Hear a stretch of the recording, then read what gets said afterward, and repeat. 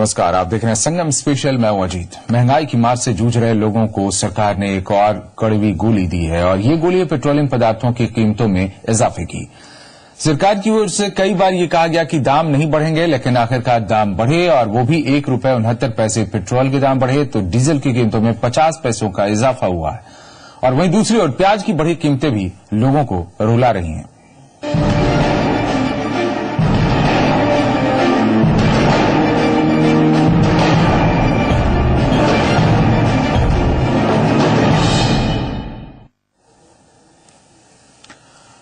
और पेट्रोल और डीजल के दाम बढ़े हैं, साथ ही प्याज की भी महंगाई है। आपको दिखा रहे हैं इस वक्त की तस्वीरें। वाराणसी में ये विरोध प्रदर्शन, समाजवादी पार्टी के कार्यकर्ता यहां विरोध प्रदर्शन कर रहे हैं। वाराणसी से ये तस्वीरें, आप सीधी तस्वीरें इस वक्त देख रहे हैं और यहां ये विरोध जताया जा रहा है कि बाइक को जमींदोज कर दिया जाए। यानी पेट्रोल की कीमत जो बढ़ी है, इस पर अपना विरोध वो इस तरीके से दिखा रहे हैं। बाइक को कफन पहनाकर यहां जमींदोज किया जा रहा है। सुपुर्दे खाक ये लिखा जा रहा है बाइक के साथ। ये जताना चाह रहे हैं कि अब बाइक की जरूरत क्या है, इस पर कैसे हम सवारी करें, क्योंकि जो तेल है वो लगातार महंगा होता जा रहा है। पेट्रोल की कीमत जो बढ़ी है, इस पर ये अपना विरोध जता रहे हैं और विरोध जताने के लिए इतना बड़ा गड्ढा खोदा है और इस गड्ढे में बाइक को लिटा दिया गया है। और अब इस पर ये आप देख रहे हैं, ये सांकेतिक एक प्रदर्शन है। कफन उड़ाकर इसे जमींदोज करने की प्रक्रिया ये यहां दिखाना चाहते हैं समाजवादी पार्टी के कार्यकर्ता। वाराणसी से ये तस्वीरें आप देख रहे हैं। महंगाई के खिलाफ विरोध प्रदर्शन और खास तौर पर पेट्रोलियम पदार्थों में जो बढ़ोतरी हुई है।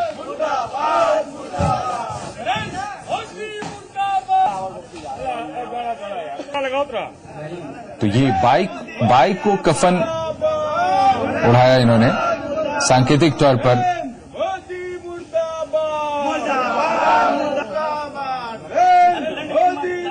ये विरोध प्रदर्शन, इसके लिए बड़ा सा गड्ढा खोदा, बाइक को उसमें डाला और सुपुर्दे खाक लिखकर माला वगैरह सब चढ़ाकर अब यहाँ मिट्टी दी जा रही है।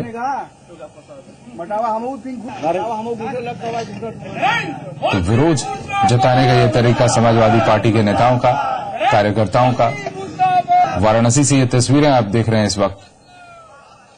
अभी तो ये सांकेतिक प्रदर्शन कर रहे हैं, लेकिन वाकई इस बाइक का होगा क्या, ये भी एक सवाल है।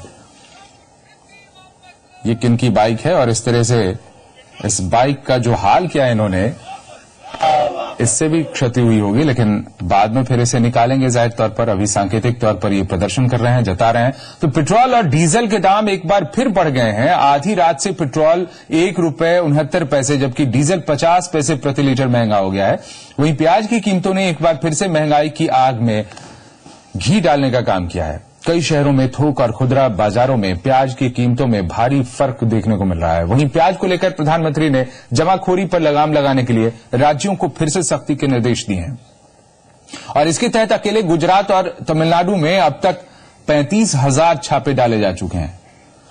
तो एक तरफ तेल की कीमत बढ़ी है, उधर प्याज की कीमत बढ़ी है। इसको लेकर विरोध भी कई जगहों पर हो रहा है और गुजरात और तमिलनाडु में सरकार ने अब तक 35,000 छापे डाले हैं ताकि जमाखोरी पर लगाम लगाई जा सके। प्याज की जमाखोरी की बातें सामने आ रही हैं और ये कहा जा रहा है कि इसी वजह से इसके दाम बढ़े हैं। तो महंगाई की मार झेल रही आम जनता को एक और झटका लगा है और क्योंकि आज आधी रात से पेट्रोल और डीजल के दाम बढ़ चुके हैं। दरअसल कच्चे तेल की कीमतों में इजाफे के चलते ऑयल मार्केटिंग कंपनियों ने एक बार फिर से डीजल और पेट्रोल के दामों में इजाफा कर दिया है।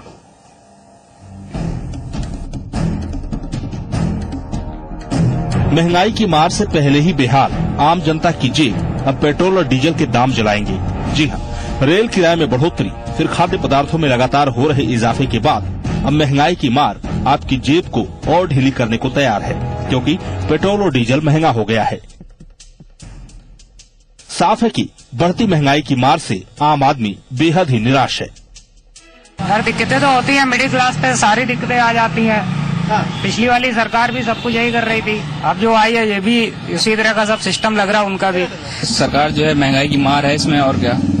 उम्मीद नहीं थी लोगों को कि बढ़ेगा, लेकिन बढ़ गया तो क्या किया सकता है। लोगों को झेलना ही है। जहाँ लोग 100 का डलाते थे वहाँ लोग 120 का डलाने लगेंगे। अगर केंद्र सरकार चाहे तो तेल के दाम क्या किसी भी चीज में वृद्धि को रोक सकती है। अभी तो 1 ही महीना हुआ है, अभी जब ये तो आगे 5 सालों में क्या होगा।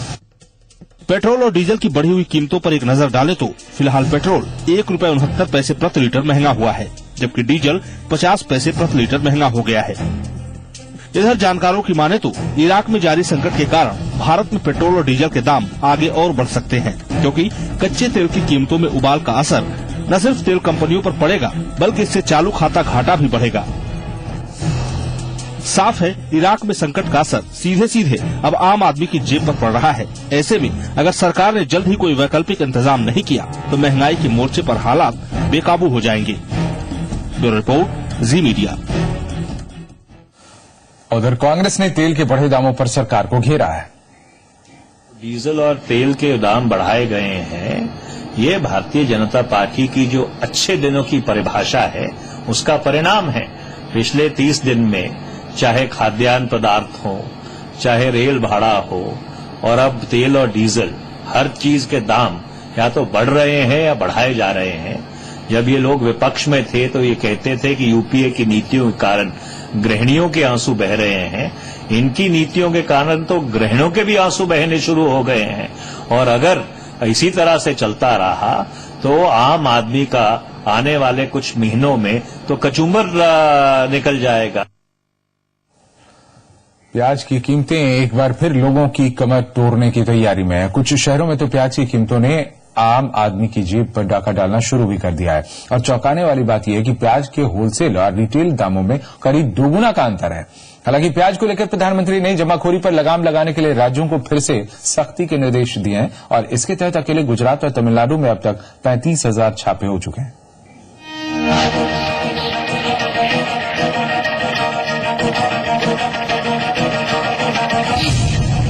ज्वलनशील महंगाई है कि आम आदमी का पीछा छोड़ने का नाम ही नहीं ले रही है। दरअसल प्याज की कीमतों ने एक बार फिर से महंगाई की आग में घी डालने का काम किया है, और कई शहरों में तो प्याज की कीमतों का असर जेब पर पड़ना शुरू भी हो चुका है। दरअसल कई शहरों में थोक और खुदरा बाजारों में प्याज की कीमतों में भारी फर्क देखने को मिल रहा है, जिससे आम आदमी बेहद ही निराश है। आज महंगा हो रहा है, आम लोगों पर जेब खाली हो रही है, और भी जेब खाली होगी, प्याज और भी महंगा हो सकता है। आम आदमी की पहुंच से तो बिल्कुल ही दूर हो गई। जिसकी तनख्वाह बहुत कम है वो कैसे तो सब्जी खाएगा। दाल भी मुश्किल है और सब्जियां भी मुश्किल है। ऐसा आने से तो कैसे चलेगा, खाना तो पड़ेगा ही, तो लेना पड़ेगा, लेकिन तो मुसीबत होता है ना। प्याज एक बेसिक नेसेसिटी है जो सारी सब्जी में जाती है। हमारी जो सेविंग्स वगैरह सारी सब्जी के ऊपर जा रही है।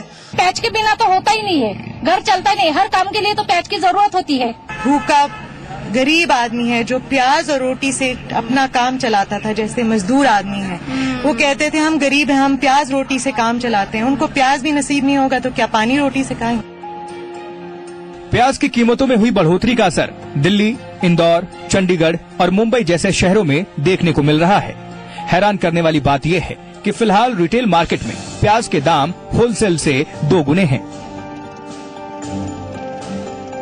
आंकड़ों के मुताबिक दिल्ली की थोक मंडी में प्याज पिछले हफ्ते तक 12 रुपए 75 पैसे प्रति किलो मिल रहा था, लेकिन खुदरा बाजार में प्याज 24 रुपए प्रति किलो तक थी। चंडीगढ़ के थोक बाजार में प्याज के दाम 17 रुपए किलो हैं, जबकि रिटेल मार्केट में पहुंचते पहुंचते प्याज की कीमत 26 रुपए प्रति किलो पर पहुंच गई है। मुंबई में भी प्याज की थोक और खुदरा कीमत में करीब 10 रुपए का अंतर देखने को मिल रहा है। हालांकि कोलकाता में ये अंतर 5 रुपए का है। आगरा में प्याज के होलसेल और रिटेल कीमतों में अंतर 3 रुपए किलो है, जबकि हैदराबाद और बेंगलुरु में ये अंतर 2 रुपए प्रति किलो का है। थोक और खुदरा बाजार में प्याज की कीमतों में भारी फर्क ने केंद्र सरकार की चिंता तो बढ़ा ही दी है। सरकार जमाखोरों पर सख्ती की बात कह रही है। इसके बावजूद दिल्ली, इंदौर, चंडीगढ़ और मुंबई जैसे शहरों में प्याज के थोक और खुदरा मूल्य में काफी अंतर है। ऐसे में अब देखना यह है कि महंगाई कम करने जैसे मुद्दे के नाम पर सत्ता में आई मोदी सरकार महंगाई से निपटती कैसे है। ब्यूरो रिपोर्ट, जी मीडिया। और वहीं खाद्य और उपभोक्ता मामलों के मंत्री रामविलास पासवान ने कहा है कि जमाखोरी सरकार किसी भी कीमत पर बर्दाश्त नहीं करेगी। नहीं, उसके लिए तो गवर्नमेंट सख्त कदम उठा ही रही है, जो भी और भी कड़ा से कड़ा कदम उठाना होगा। लेकिन जब हमारे पास में प्याज की कमी नहीं है, आलू की कमी नहीं है, अनाज की कमी नहीं है, चीनी की कमी नहीं है, और उसके बावजूद भी लोग होर्डिंग करके मुनाफाखोरी करके दाम बढ़ाने की कोशिश करेंगे, तो ये तो राष्ट्रद्रोह है।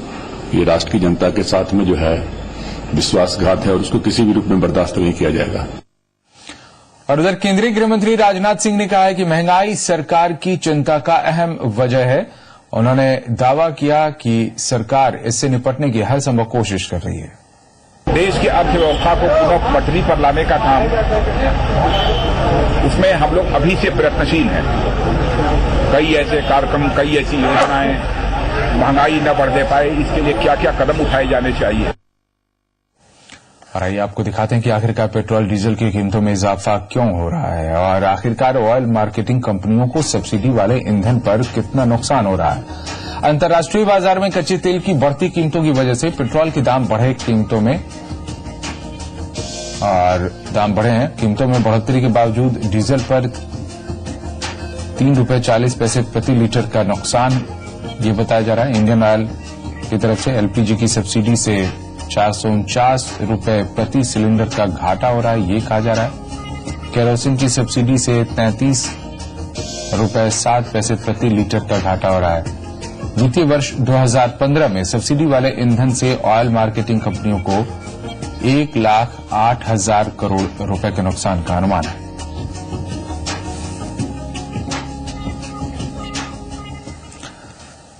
तो पेट्रोल डीजल की कीमतों में इजाफे के बाद लोगों में खासा रोष है। कानपुर के लोगों का क्या कहना है बढ़ी हुई कीमतों पर, जानने के लिए चलते हैं, बात करते हैं। ब्रजेश श्रीवास्तव हमारे संवाददाता ने इनसे बात की है। नई सरकार से अच्छे दिनों की उम्मीद लगाए बैठे आम आदमी के लिए एक और बड़ा झटका, पेट्रोल और डीजल के दामों में बढ़ोतरी कर दी गई है। पेट्रोल को ₹1.69 महंगा किया गया है, जबकि डीजल के दामों में 50 पैसे की बढ़ोतरी की गई है। क्या आप सोचते हैं यहाँ के हम लोग? चाचा एक चीज ये बताइए, जिस तरीके से पेट्रोल और डीजल के दामों में बढ़ोतरी की गई है, क्या प्रतिक्रिया है आप लोगों की? हमारी तो बल्कि जैसे अब क्या करोगे, इराक में ये पोजीशन चल रही है, मजबूरी है उनको बढ़ाना। ₹1.69 पेट्रोल महंगा हो गया, क्या कहेंगे, क्या प्रतिक्रिया है, कितना बड़ा झटका है? नहीं, झटका तो है, लेकिन आप उस पे खाली आज की बढ़ोतरी को क्यों देख रहे हैं? अभी पिछली सरकार ने जिस तरीके से पूरी छूट दी है और रिलायंस के लोगों को पूरे सब ठेके दे दिए, पंप दे दिए, सारे कुएं दे दिए, उसके बाद क्या ये उम्मीद करते हैं कि वो रोज रेट कम करेंगे? महंगाई मतलब सैलरी बढ़ती नहीं है, खर्चे बढ़ते, महंगाई बढ़ती, तो आम आदमी पिस नहीं रहा लगातार? पिस रहा है, हर रोज पिस रहा है, नया क्या है, कुछ नहीं कर सकते हैं। बिल्कुल, तो यहाँ पर आम आदमी जो है वो शायद अब कुछ नहीं कह सकता, उसको लगता है कि शायद ये तो अब हर रोज की बात हो गई। ये भी वो एक चीज मानते हैं कि जिस तरीके से मोदी ने कहा था कि शायद विकास की पटरी पर ले जाने के लिए कड़वी दवा पीनी पड़ेगी, तो शायद आम जनता शायद इस चीज को एक्सेप्ट कर रही है कि अगर आज हम कुछ महंगाई सह लेंगे तो कल हमारे दिन कुछ अच्छे हो जाएंगे। कानपुर से पीयूष के साथ ब्रजेश श्रीवास्तव, जी मीडिया। और आइए अब आपको सुनाते हैं क्या कहना है आम जनता का पेट्रोल और डीजल की बढ़ी कीमतों पर। फर्क पड़ेगा, देखिए ये तो it's has been a recurring issue, so it's going to pinch the aam aadmi. So although the international prices are going up, we understand. But again, petrol, diesel, it matters a lot for the normal human being. Public का घाटा हो रहा है, public को तकलीफ हो रही है इसके कारण, और दिन ब दिन ऐसा बढ़ता जाएगा तो व्हीकल छोड़ के साइकिल पे आना पड़ेगा। ऊपर से अभी तेल के दाम बढ़ रहे हैं, कच्चे तेल के दाम बढ़ रहे हैं, तो यहाँ पे पेट्रोल के रेट तो बढ़ेंगे ही। उसके कारण अभी ₹1.70 बढ़ रहा है, कल ₹3 हो गए, तो भी इसमें आश्चर्य करने वाली ऐसी कोई बात नहीं है। अभी तक तो अच्छा था ना, चल रहा था ना, अभी कैसा बढ़ा दिया अभी के अभी इतने जल्दी में? गवर्नमेंट ने सोचना चाहिए उसके बारे में, पेट्रोल नहीं बढ़ाना चाहिए। अब गवर्नमेंट जो आई उसने क्या बोला था, अच्छे दिन आएंगे, अभी तक अच्छे दिन आए ही नहीं। रेलवे की भी हो गई, इसके भी हो गए, बराबर नहीं है ना अभी है। ज्यादा बढ़ना नहीं चाहिए, कंट्रोल करना चाहिए अभी है, नहीं तो इसके बाद में कंट्रोल, पेट्रोल बढ़ने के बाद में और बाकी के भी दाम बढ़ेंगे ना। अच्छी बात नहीं है, तो वो बहुत डेली यूज के लिए पेट्रोल लगता है, इसलिए भाव स्थिर होना आवश्यक है। तो मुसीबत तो बढ़ते रहेगी भाई, इसमें कोई सरकार क्या करेगी, उसका तो काम है बढ़ाना। हम लोग झेलना है तो झेलेंगे और क्या। दिक्कतें तो बढ़ रही है सर, देखिए कि अच्छे दिन आने वाले थे, यही अच्छे दिन अब देखिए आप। लिए मुसीबत तो है, मैं अभी नई बाइक लेके आ रहा हूँ, तो भाई पेट्रोल लगाऊंगा तो पता चलेगा। वैसे जहाँ तक मेरा मानना है कि जो नई सरकार है उसको कुछ मौका तो देना चाहिए, कम से कम एटलीस्ट 1 ईयर। उसके बाद मैंने सोचा था अच्छे दिन आएंगे, पर इस तरह से आएंगे मैंने ये नहीं सोचा था। अगर अच्छे दिन की डेफिनेशन ये है कि आप मुझे कोई भी सहूलियत न दें और उसके ऊपर से आप कोई भी वृद्धि करते जाएं किरायों में, खासकर ये रेल वृद्धि, उसके ऊपर से पेट्रोल, बेसिक एमिनिटीज की आप बढ़ाते जा रहे हैं कॉस्ट।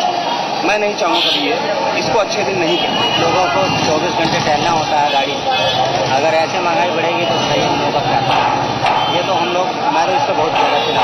नई सरकार ने जो इसके पहले आने का वादा किया था अपनी महंगाई कम करने का, कि बहुत हो गई महंगाई की मार अब की बात मोदी सरकार, और मोदी सरकार आने के बाद भी मोदी जी, माननीय प्रधानमंत्री जी, देश के लिए जो महंगाई और भ्रष्टाचार को खत्म करने का वादा किए थे, और इसमें देख रहे हैं कि जापा हो रही है। हम लोग के एक्सपेक्टेशन था कि हम लोग कुछ पेट्रोल डीजल या फिर इन सब चीज़ों का दाम कुछ कम होने पर हम लोग को थोड़ी राहत मिलेगी, लेकिन अब खर्च पर खर्च बढ़ता ही जा रहा है।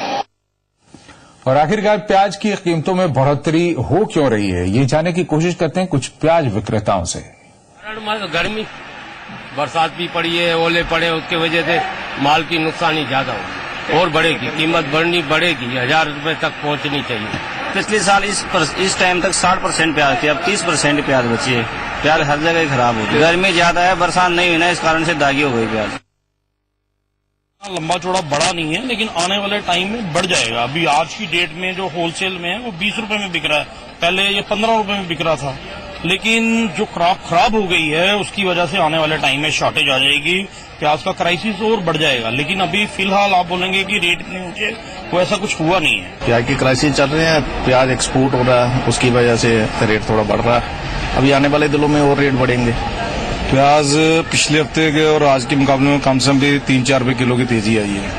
महंगे का कारण क्या है कि पीछे जो मौसम के खराब के कारण के सारा प्याज खराब हो रहा है, उसकी वजह से ही सारा तेजी हो रही है। आज यहाँ पे जो भाव जम्मू बेच रहे हैं वो वहाँ नासिक में प्याज का पोजीशन है, तो उसकी वजह से तो महंगा तो होना ना। लंबी जद्दोजहद के बाद आज से डीयू में एडमिशन प्रक्रिया शुरू हो जाएगी। डीयू कैंपस के कई कॉलेजों ने सोमवार शाम अपनी पहली कट ऑफ लिस्ट जारी कर दी, वहीं बाकी के कॉलेज आज लिस्ट जारी कर देंगे। इसके आधार पर कॉलेज में मिशन एडमिशन की शुरुआत हो रही है। अगर अलग अलग कॉलेजों की बात करें तो आचार्य नरेंद्र देव कॉलेज, आत्माराम सनातन धर्म कॉलेज और श्यामा प्रसाद मुखर्जी कॉलेज में कट ऑफ 100% दी गई है। वहीं हिंदू कॉलेज और हंसराज कॉलेज में बीकॉम ऑनर्स के लिए कट ऑफ 99.75% है। Due college for arts and commerce की कट ऑफ 99.75% है। श्रीराम कॉलेज ऑफ कॉमर्स और रामजस कॉलेज की पहली कट ऑफ लिस्ट में उम्मीद के मुताबिक 2013 के मुकाबले 2014 में कट ऑफ करीब 1% बढ़ा है।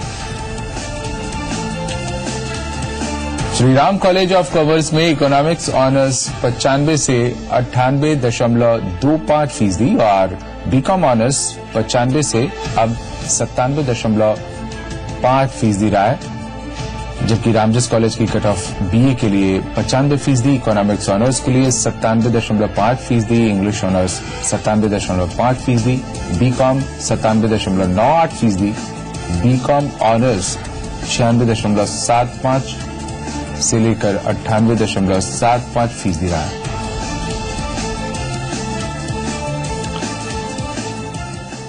और दाखिले के लिए कुछ जरूरी दस्तावेज हैं जिसे आप एडमिशन के वक्त जरूर लेकर जाएं। कहीं ऐसा ना हो कि कट ऑफ में नाम आने के बाद भी इनके अभाव में आप दाखिला पाने से वंचित रह जाएं। ऐसे करीब 10 दस्तावेज हैं जिनकी दाखिले के दौरान जरूरत पड़ती है। ध्यान रखें कि उनकी एक सेट फोटो कॉपी भी अपने पास जरूर रखें। और इसमें एक एक कर अगर बताएं आपको 10वीं बोर्ड परीक्षा का सर्टिफिकेट, 10वीं की मार्कशीट, 12वीं की मार्कशीट, 12वीं का प्रोविजनल या original certificate, character certificate, board या यूनिवर्सिटी से माइग्रेशन सर्टिफिकेट या स्कूल का transfer certificate, self attested 4 passport size photo, छात्र के नाम जारी SC/ST सर्टिफिकेट, छात्र के नाम जारी OBC certificate, non creamy layer के लिए। तो ये सब जरूरी दस्तावेज हैं जिन्हें लेकर आप एडमिशन के वक्त पहुंचे तो आपको दिक्कत कम होगी, परेशानी कम होगी।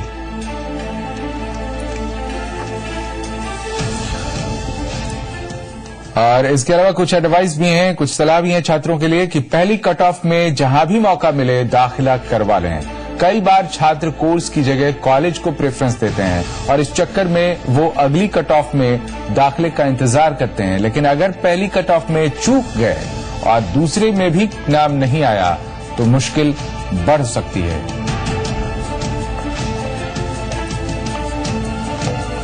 और हमारे साथ अश्विनी गुप्ता डीयू से जुड़े हैं, जी मीडिया संवाददाता। अश्विनी, कई सारे नियम हैं, बहुत सारी बातें जानना चाहते हैं छात्र, लेकिन एक बात जिस पर अभी हम चर्चा कर रहे थे, बता रहे थे, उसमें अगर छात्र जिनकी पहली कट ऑफ में नाम उनका आता है लेकिन वो एडमिशन अभी नहीं लेते, इंतजार करते हैं, तो दूसरे कट ऑफ में जब वो नीचे आ जाता है मार्क्स, इसके बाद क्या पहली कट ऑफ में जिनका नाम आया है वो एलिजिबल होंगे या नहीं होंगे? देखिए, बिल्कुल ये बहुत बड़ी कंफ्यूजन रहती है छात्रों में, और डीयू की तरफ से लगातार ये कहा जाता है कि पहली कट ऑफ में जिस भी कॉलेज में नाम आ रहा है आप एडमिशन जरूर ले लीजिए, क्योंकि जो भी कट ऑफ दी गई है, जैसे मान लीजिए अगर कट ऑफ 97% गई हुई है तो आपकी जो 100 और 97 के बीच के स्टूडेंट है उन्हीं की कट ऑफ, उन्हीं का एडमिशन होगा। और उसके बाद सेकंड कट ऑफ में अगर कट ऑफ नीचे गिर जाती है, यानी कि 96% हो जाती है, तो जो 97% और उससे ऊपर के स्टूडेंट है उनका एडमिशन नहीं होगा। यानी कि आप एडमिशन अभी ले लीजिए और उसके बाद अगर आपका किसी दूसरे कॉलेज में हो जाता है तो फिर आपकी फीस वापस हो जाएगी, उसका नॉमिनल चार्जेस लगते हैं, लेकिन आपका कम से कम ईयर बर्बाद नहीं होता है और आपको एडमिशन ऐसा नहीं होता कि हाई कट ऑफ होने के बाद भी आपको एडमिशन ना मिले। तो सलाह यही दी जाती है कि पहली कट ऑफ में जहां भी एडमिशन हो रहा है जरूर ले लें, और अगर उसके बाद सेकंड कट ऑफ में आपको अपना मनपसंद कॉलेज मिलता है या वो कोई कॉलेज मिलता है जहां आप चाहते हैं तो आप वहां से एडमिशन विड्रॉ करके उस कॉलेज में एडमिशन ले सकते हैं। शायद यही कारण था अश्विनी की 2012-13 जिसकी प्रक्रिया इस बार एडमिशन में अपनाई जा रही है, उस वक्त यही झमेला ज्यादा हुआ था, जिस कारण से पंजीकरण अनिवार्य किया गया और सभी कॉलेजों के लिए एक ही पंजीकरण मान्य था, केवल डीयू के लिए एप्लीकेशन करना था, जो अब हटा दिया गया है। और इस एडमिशन प्रक्रिया में किस तरह की प्रविधियां हैं, किस तरह के नियम हैं जिनके बारे में जो एडमिशन लेने जा रहे हैं बच्चे वो पहले से सोच समझ कर जाएं?